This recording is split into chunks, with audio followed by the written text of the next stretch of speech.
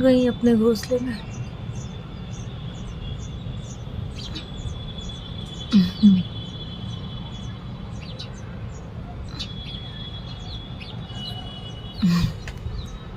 दोनों बच्चों के लिए खाना ला। ये दोनों मिलके ना, हाँ अपने बच्चों के लिए लोग खाना लेके जाती हैं यहाँ से।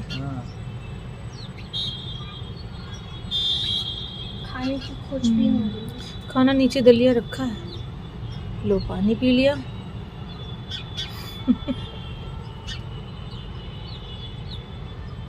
अभी दलिया नहीं खाने की।